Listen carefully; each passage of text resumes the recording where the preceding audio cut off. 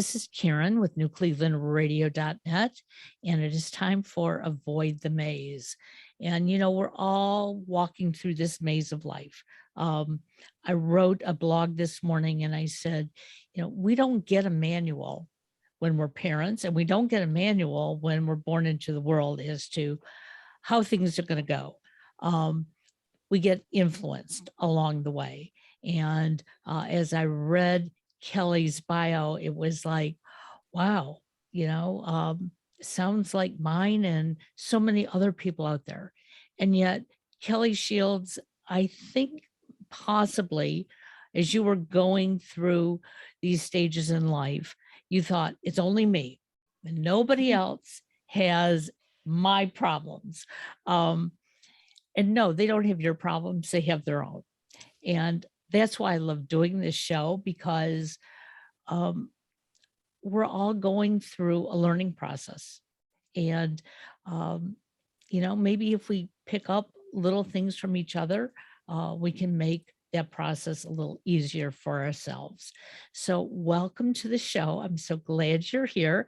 And give our listeners a little idea about who you are and how you got to where you are today.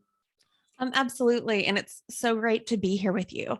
Today I am a career and leadership and life coach, and it's really wonderful work, but I got here through a very long path.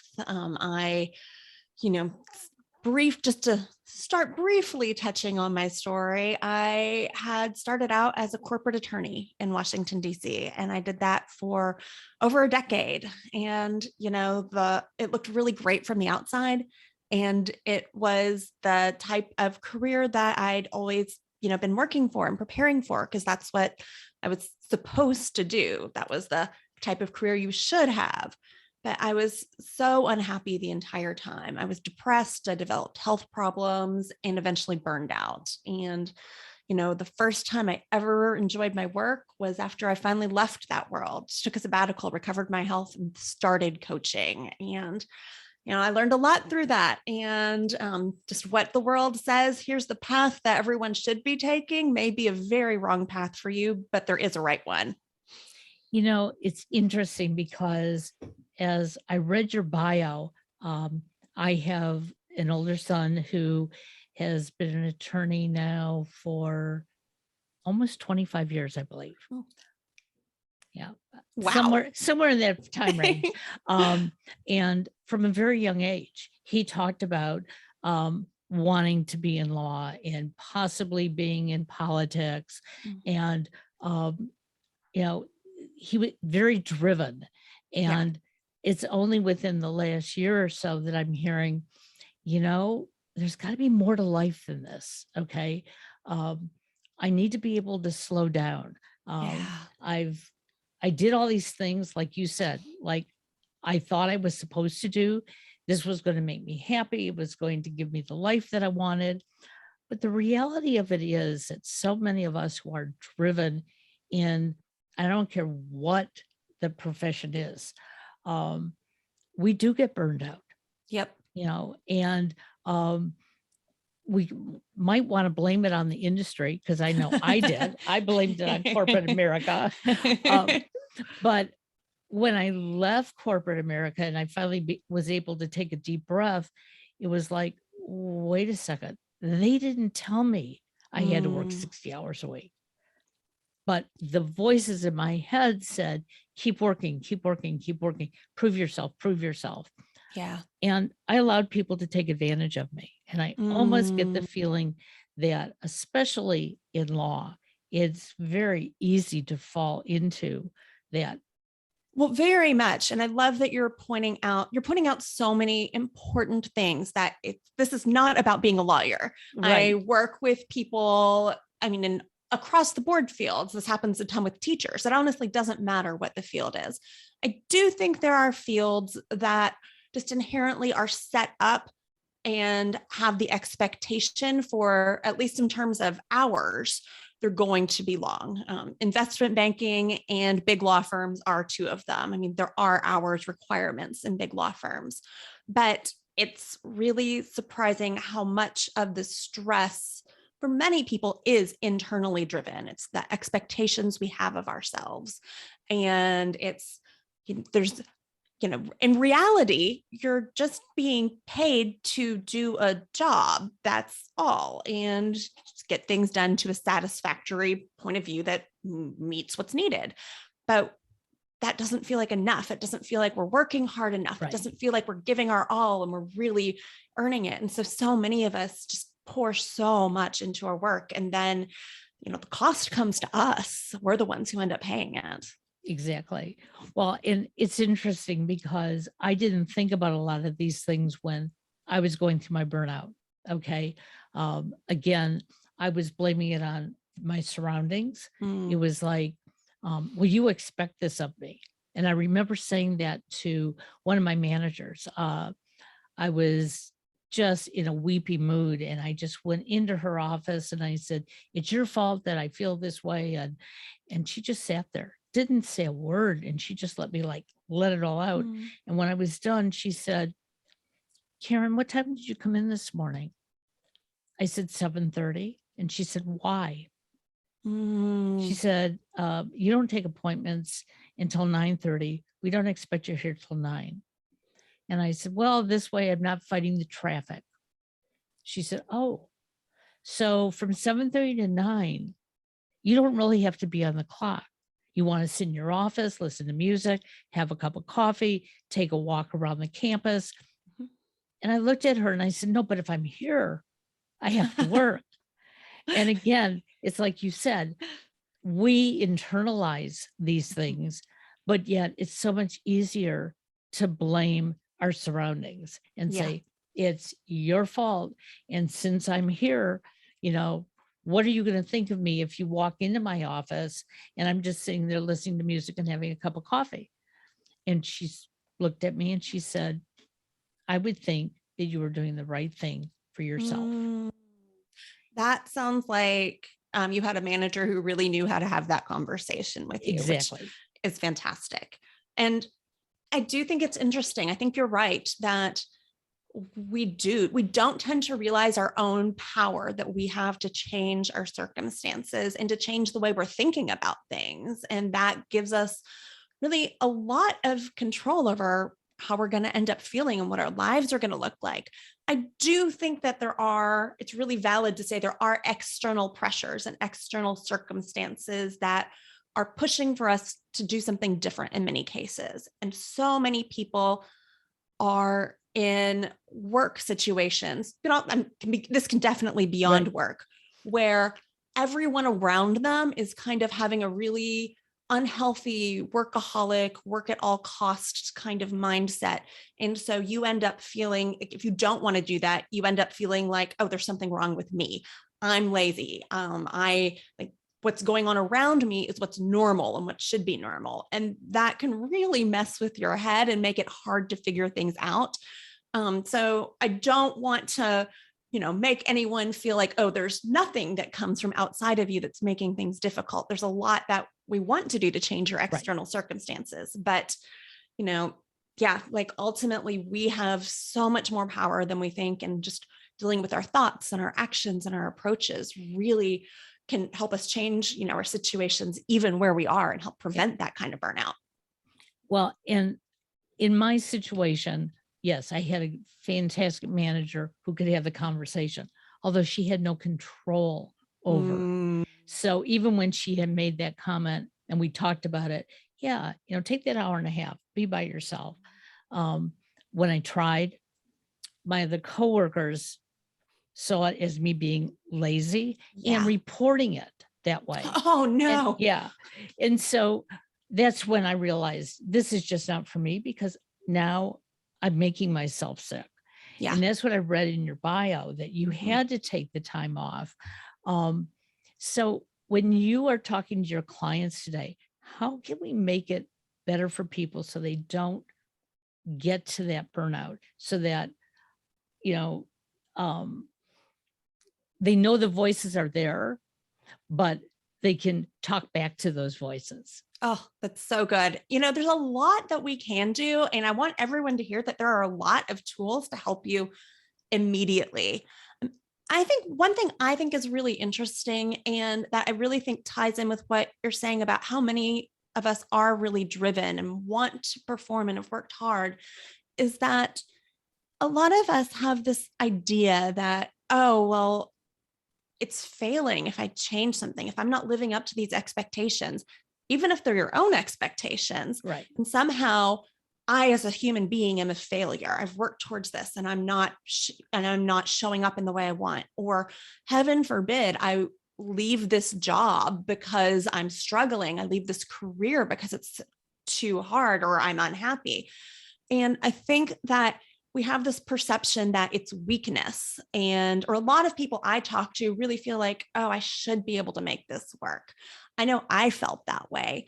And what's interesting is I actually think a lot of times people who really hang on in those situations are actually very strong and are just really have a really tight grip on something. And it actually would serve them much better if they were just recognize, oh, this sucks. I don't want to be here. Like, this is hard. It doesn't have to be this way. I think I think a great first step is just giving yourself permission that it doesn't have to be this way, giving yourself permission for something to make a change. I think there's a lot we could go into beyond that, about self-compassion, about dealing with those inner critical voices, about, even day-to-day management of stress and techniques and things to give yourself some space and setting boundaries. But really think I think that it's not always easy, but something that helps you feel you take power back and you be in control of your own choices, I think is as simple as even literally writing out a permission slip that you get to make a change, whether that's leaving, whether that's making an adjustment in your hours, but hey, I get to take back control and I get to change things. And, it's interesting because so many of us look at our situation, they say, well, I can't leave because I need my paycheck. Mm-hmm. And if I leave, I'm leaving my seniority behind. Mm-hmm. And I know that was a lot that I was going through. At that point in time, I was the breadwinner. And even though my husband made, a good salary, we knew that if I left, I still had to work. And it was like, but I had built myself up to a point where I was so proud of myself that by leaving, I kept saying, well, what will I do? Am I going to be a greeter at Walmart? I mean, that's exactly where I put myself down. And in some ways, I probably would have been happier at that point as a greeter at Walmart. But, I kept thinking, what are other people going to think? Oh, yes. And those voices kept coming. Absolutely. My version of that, just to chime in, was I was like, I guess I can go sell Mary Kay. And that's just what could come up in my head. And I couldn't get my head wrapped around, well, what else am I going to do to support myself? Exactly. And the interesting part is that coaching has become so popular today that I think it is so important for those of us when you get in that mode, hey, this isn't working. I don't really know why. I can't leave it because I have to support my family, or I can't leave it because I finally have gotten to this plateau and there's like one more step I want to make. That's when I say to my clients, let us help you find a coach. Okay. I'm not going to coach you. I know about coaching. And I think it's important. And sometimes they'll look at me and go, well, you're telling me that I need to go see a psychotherapist. No, not necessarily. That may be along the line at some point, but it's about having somebody help you dig down inside yourself, because I know myself, I was terrified. It was like, well, I finished my master's 2 years ago. I went back for that so that I could move up in the company. And now I have to leave because I'm not being satisfied. Yeah. And I hear that for so many people. And especially now after the pandemic, it's like, now what do I do? Yeah. So how do people even know that Kelley and other coaches are out there? Because for many, they don't even understand the concept of coaching. Well, that's really true. As much as coaching has grown, I think that there are so many people who don't know what it is. And let's be honest, like the image of coaching on popular media tends to be the really woo-woo life coach who has no qualifications and just decided that they wanted to be a life coach, and suddenly they're hosting something. And you can't see me, but I'm doing very dramatic arm gestures to emphasize how woo-woo this is. And the truth is that coaching is amazing. And, it can be hard to find somebody that when you don't know it exists. But, what most good coaches are doing is, trying to let you know who they are, what they've done, who they work with, be that, in articles they're writing, on podcasts like this. There are podcasts devoted exclusively almost to different problems people are having, and right, coaches who work with them.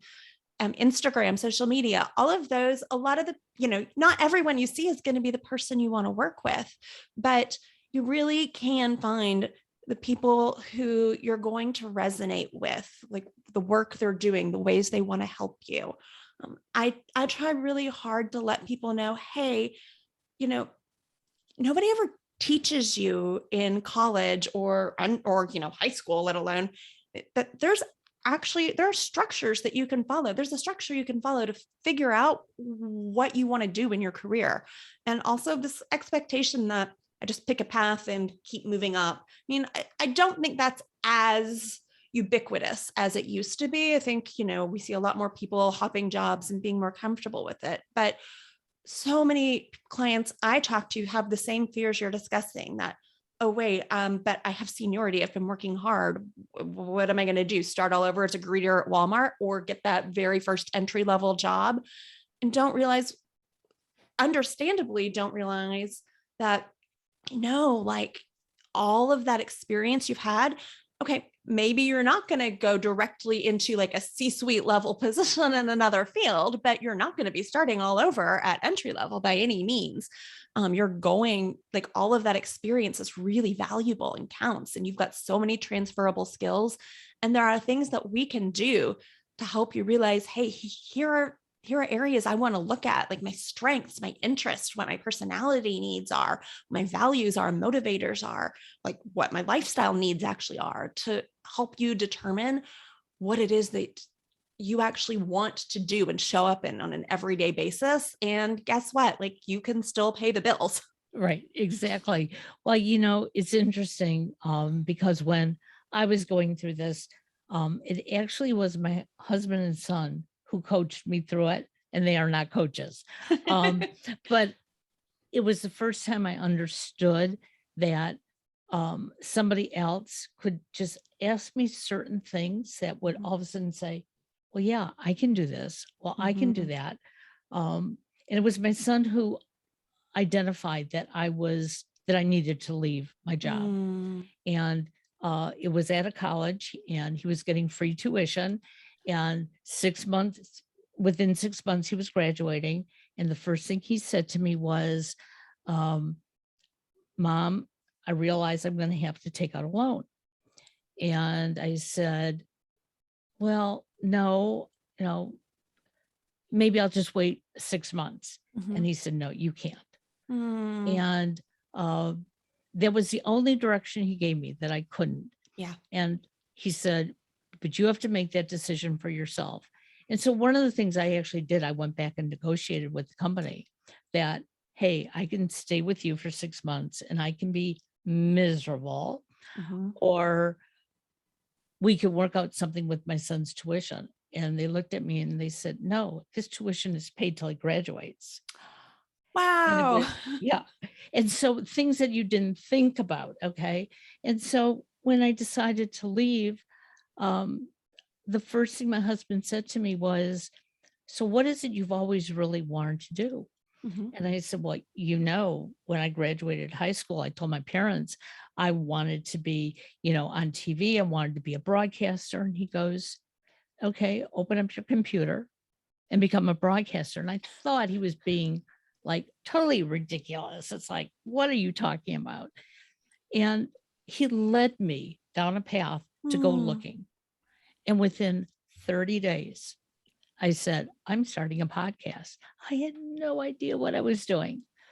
But to our listeners and to clients, of Kelley's, that's where the beauty is. Mm-hmm. That, like you said, I wasn't throwing away all that experience. I was redeveloping it somewhere else. Oh, I love how you just put that. And I think that that phrase, redeveloping that experience, is so capturing what's really going on. And like you touched on so many things that are so important that people don't realize. And there's no reason they would realize it.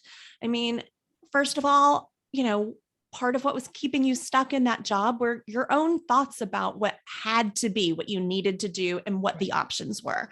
And it turns out that, you talk to your son, and his thoughts were not that he was okay with taking out a loan at that point. And then talking to your boss, that wasn't even going to be necessary.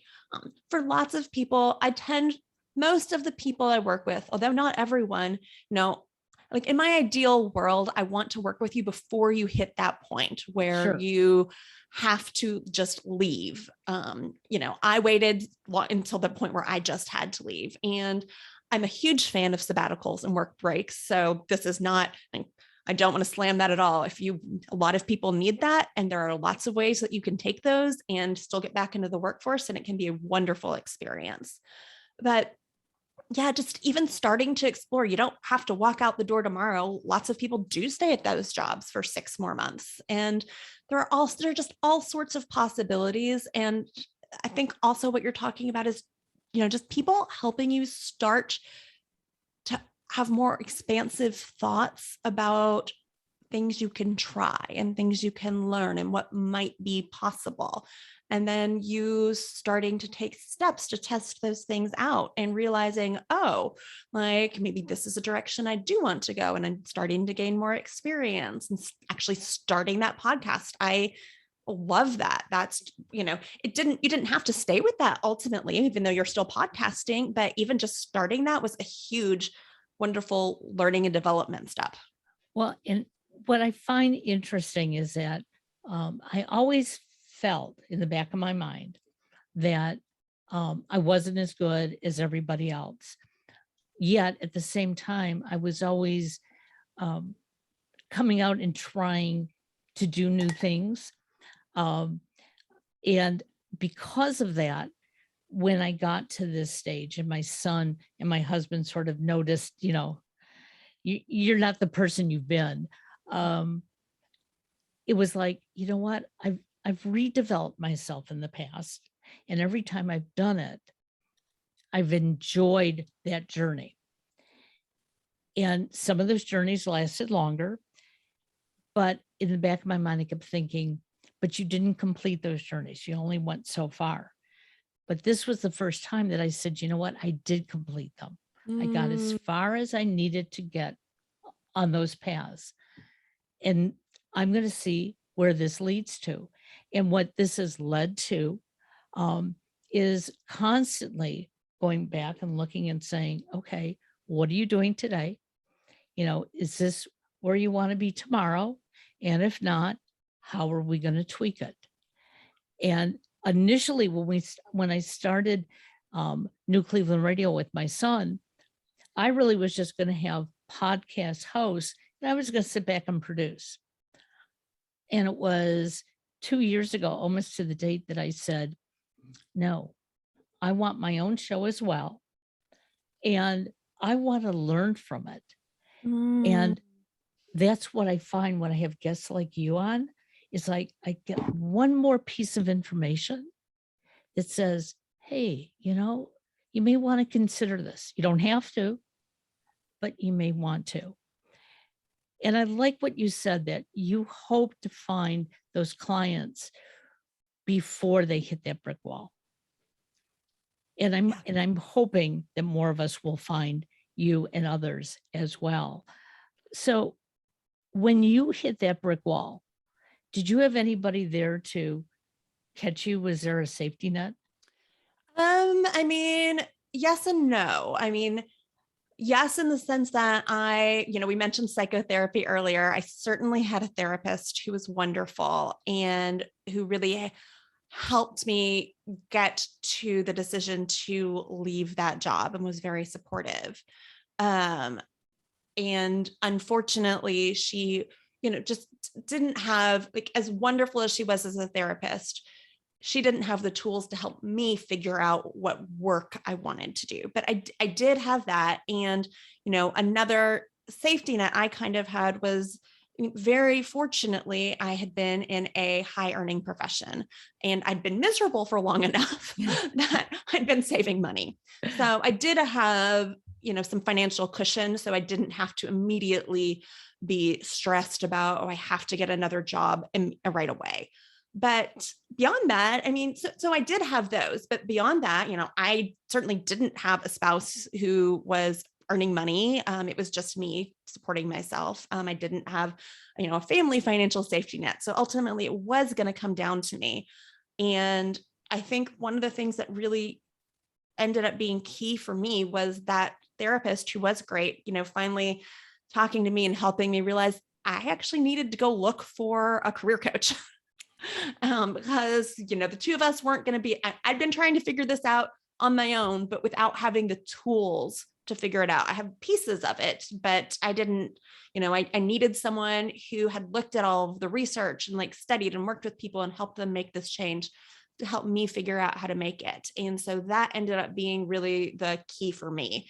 I mean, I'd spent 12 years as an unhappy lawyer, and I'd taken assessments and read books and figured things out and made job changes that had made sense, but, had stayed stuck for, 12 plus years. And then within a couple months of starting coaching, I was already, identifying the direction I was pretty sure I was going to go in. And, within 6 months was really confident, was actively starting to work on coaching and starting to build those skills. So it really was just transformational to have somebody who worked with people who were dealing with those kind of problems and knew how to support me.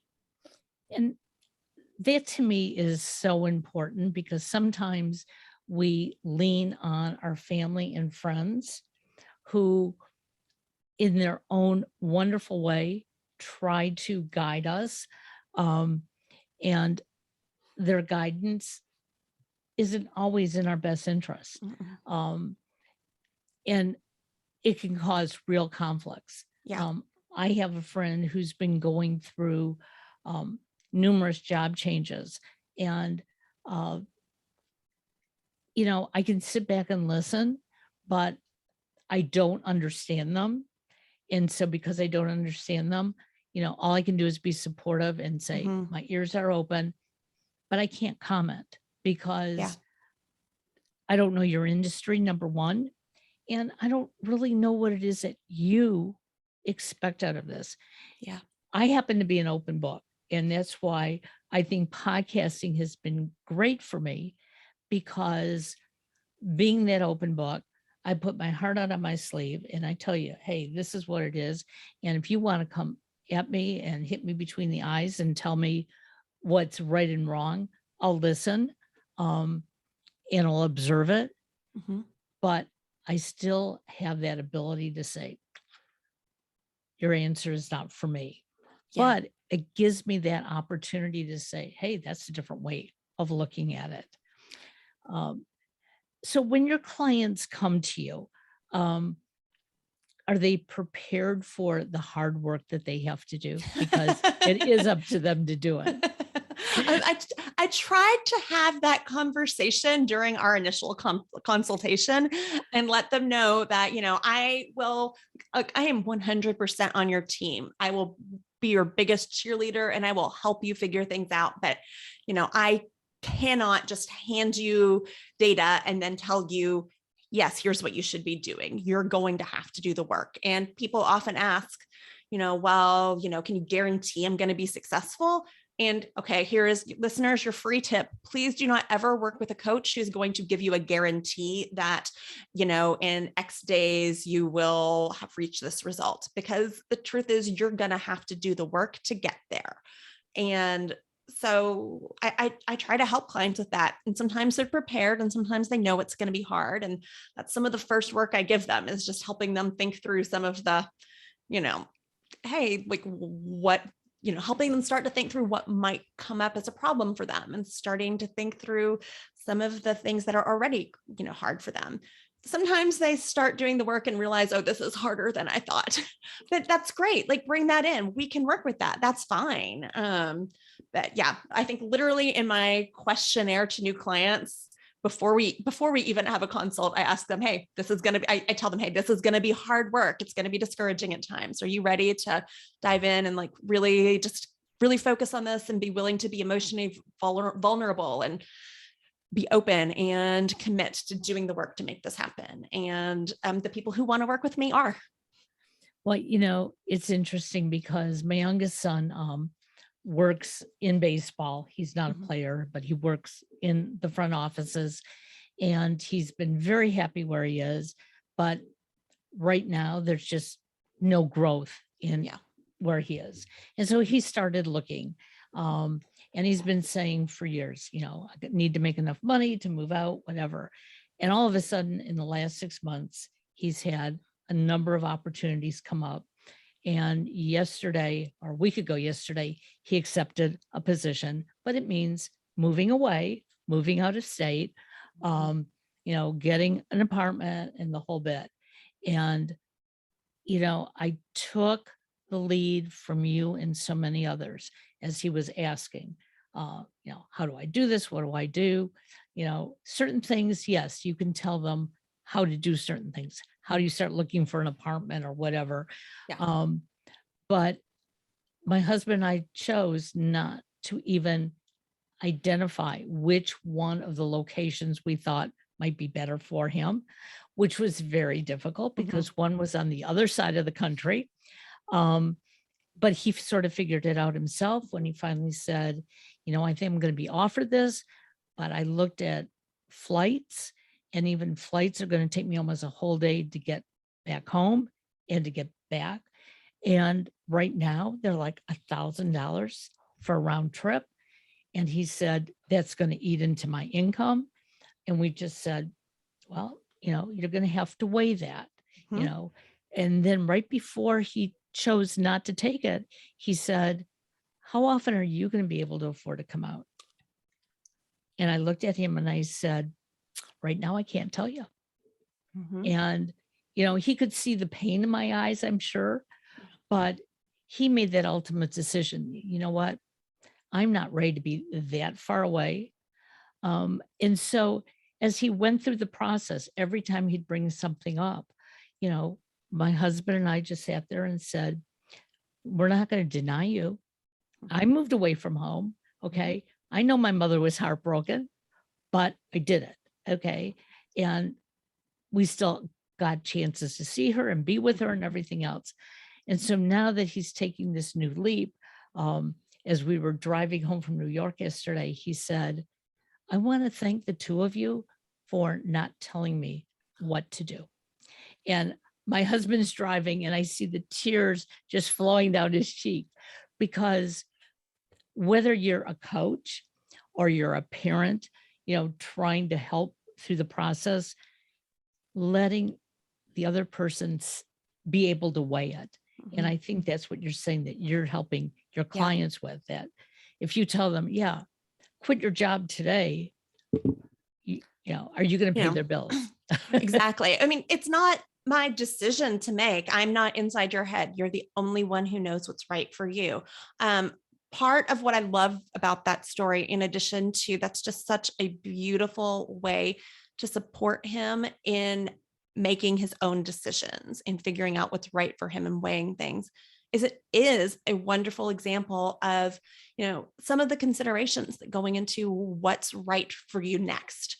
And, it's not just about the job. It is about those kind of lifestyle considerations as well. And, for one person, moving across the country might not be a deal breaker, but for someone else, that's really important. And they're going to end up being really unhappy if they do move that far away and can't afford to, fly home as much as they would like. And, being able to think through all of these different things, like what you're going to be doing, like where you're going to be doing it, where you're going to live, all of those kind of things have their own place, and figuring out what's most important to you, and looking kind of holistically at that entire realm of things that matter in making your work for you and your life is really important. So I think that's a beautiful example where he got to think through what is important to him, and he realized, I love that he came to it himself, and you guys gave him the space to do that. That's very, that's a coaching gold star.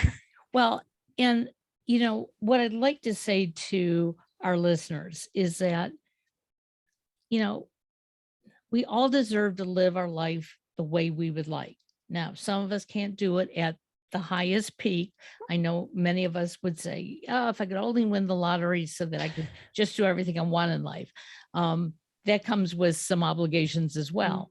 But the fact is that we can still find those things that can make us feel good.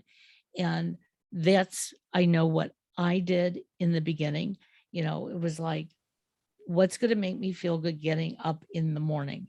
And I left my job during the middle of the winter. I do not like winter. I do not like snow. And I had to wake up in the morning and say to myself, that snow is pretty. The sun is out today. I was finding those little nuggets, and so those little nuggets helped me grow to the point of, what, even starting a podcast, it's not going to be a great day every day. And that's okay. Exactly. And I'm sure that's how you felt when you started coaching, that, it's not going to be perfect every day, but at least I'm going in a pathway that makes me feel good. Yes. And I mean, what you're also touching on, which I think is you're touching on a number of things that I think are wonderful, but this isn't a one-time decision and then it's done and everything is set for life. Everything to do with, your work and your life, it's very, it's kind of cyclical. Well, it's not even just cyclical. Like it just changes with time. What you need, what might be perfect for you at one point suddenly might not be working for you anymore 2 years later. And that's okay. We need to be able to learn how to adjust and grow and figure out what's right for us now and next. And I mean, people, the obvious example I think is people have kids and suddenly their needs change, but it's not just that. I mean, goodness, so many people have had their needs change during the last 2 years of this pandemic. Right. That, what you might suddenly need now kind of coming out of it might be very different than what you would have needed 2 years ago, or if the pandemic wouldn't have happened. But let's deal with reality that is. And I also love, again, how much you are talking about how much our thoughts really do matter. Because we can't change our reality, but we can change our thoughts. And I know that can sound kind of new age and trite, but it's scientifically proven that has a huge impact on you and your experience of what's going on. And so much of our stress and suffering really exists in our thoughts more so than in the situations that are around us. So you can deal with, an objectively difficult circumstance and have a much better experience of it based on the way you are able to think about it, and the thoughts that you kind of learn to have and choose to have. And that can take work, but that's okay. Well, and it does. And, this year, what I did for the winter months, I started on December 21st and I said, oh, the days are getting longer, more daylight. So it was really beginning of winter, but I could just look at it as, okay, I'm going to look on the calendar and when am I going to have 5 more minutes of daylight? And then I also looked at it as, spring is, only, 60 days away. So Mhm. 60 days away, the sun's going to be out and the grass is going to start turning green. And I had never done that in the past. And especially when I was unhappy with my job, Yeah. driving to work in the snow and the ice and everything, it made everything worse. And it was listening to individuals like yourself and working with coaches like yourself that it was like, if you can find that little nugget. Yep. And so this year, to me, winter was brief because I had all these things to look forward to. And I didn't isolate myself saying, oh, it's too cold to go outside. Yeah. Okay. In the past, I'd say, well, I'm working from home. I don't have to go outside. Well, no, I am going to go out. I'm going to go put gas in my car, even Mhm. if it doesn't need gas. Mhm. And that helped break up, the dullness Yeah. that may have been pending. And I know people sometimes will listen to our podcast and they'll say, well, you did it, Karen. Well, Kelley, you did it, but I can't. So when Mm. somebody comes to you and says that, what is your response? Honestly, I want to hug them because I understand how frustrated they feel and how impossible and hard it feels. And I do want you to hear, you know, we didn't just suddenly one day start doing this perfectly.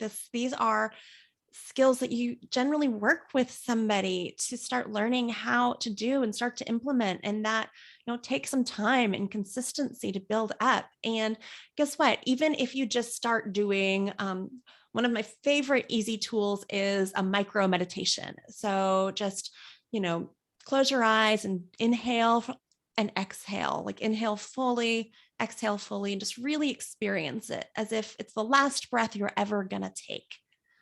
I love that. And try to enjoy it to the fullest. Even if that's all you did, if you did it once a day for a couple months, like that starts to change your brain. It starts to change the way you're able to perceive what's going on. And there's lots more you can do in addition to that. But I'd want you to hear that, there are steps that someone like me or another coach can help you start learning to implement that are going to help you start building those tools and those brain pathways that are going to make it so much easier. And, guess what? It's not always the easiest. It's not hard. It's not easy to start any new habit or any new practice. Right. But as you do this, it becomes easier and it makes everything else in your life easier too. I love it. So how can our listeners find you? I would invite them to come to my website. It is www.kelleyshields.com. And that is Kelley with an EY. And yeah, come check me out there. I've got all my appearances and articles there, and just learn a little bit about, more about my story in detail, and, what I can offer you that even just available in any tips I've given. I love it. I love it. Well, we want to wish you well. Stay in touch with us. I'm sure your journey is going to be taking some forks in the road like all of ours. And that's the one thing that I've appreciated from coaches reminding me that, Karen, you don't have to walk down the same line all the time. And it's like such a good feeling. And if I make the wrong turn, I can always turn around and come back. And you know what? It's an experience, and Yeah. we all learn from it. I like to say you can always choose again. I love it. Thank you again for joining us, and we'll talk to you soon. Okay. Thank you. Thank you. Bye-bye now.